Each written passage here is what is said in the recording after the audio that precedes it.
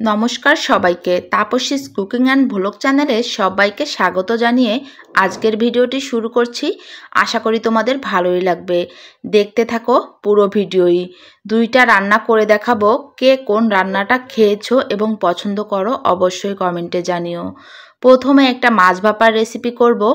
এই মাছ ভাপার রেসিপিটি আমি আরও অনেকবার দেখিয়েছি। আমার এই পেজে প্রথম ভিডিওটাই ছিল এবং আমার অন্য যে পেজটা ছিল সেই পেজেও অনেকবার দেওয়া হয়েছে। তারপরেও অনেকে এই মাছ ভাপাটা দেখলেই বলে রেসিপি চাই।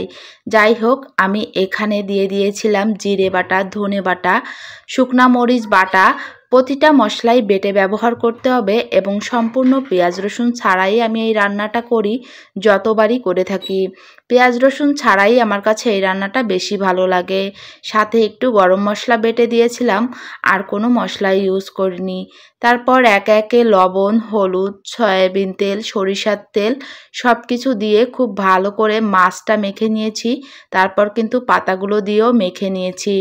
এখন ঢেকে ঢেকে শুধু রান্না করার পালা। সামান্য একটু জল দিয়ে দিয়েছি।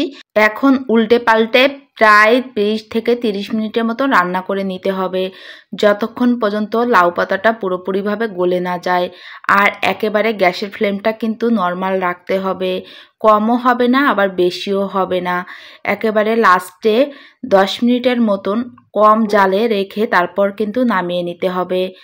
আজকের রেসিপিটা যখন রান্না করেছিলাম, রান্না শেষে আমি নামানোর আগেই ওরা সবাই খেতে বসে গেছে। কারণ এই রান্নাটা আমার বাসায় যেদিন হয় সেদিন ওদের খাবারটা একটু তাড়াতাড়ি খেতে বসা হয়।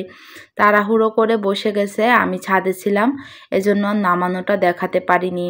আর এখন রান্না করতেছিলাম চিংড়ি মাছের মাথার যে ঘিলুটা হয় সেটা। অনেকবারই পেঁয়াজ রসুন ছাড়া রান্না করেছি, আজকে হলো পেঁয়াজ রসুন দিয়ে রান্না করতেছি।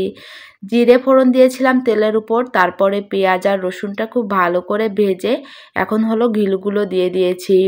চিংড়ি মাছের মাথার ঘিলু খেতে অনেক বেশি মজা লাগে। আর এই ঘিলুটা আমরা যারা খুলনা অঞ্চলের আছি সবাই মোটামুটি করে চেনে আর কি। এই ঘিলুটা আমার আগে থেকেই জাল করা ছিল। মাছের যে মাথার বের করে তারপর হলো মা একটু জাল করে বাড়ি থেকে নিয়ে এসেছিল, যেহেতু দূরে আনতে হবে সেহেতু।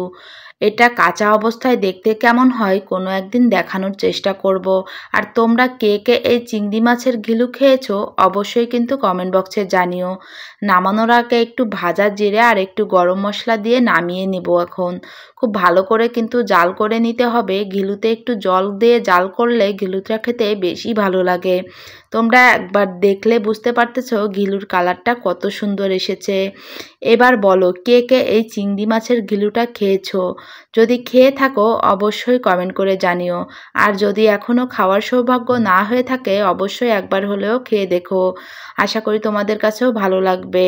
এবার তোমরা কমেন্টে জানিও তোমাদের কাছে কোন রান্নাটা বেশি ভালো লেগেছে। আজকের মতন বাই বাই।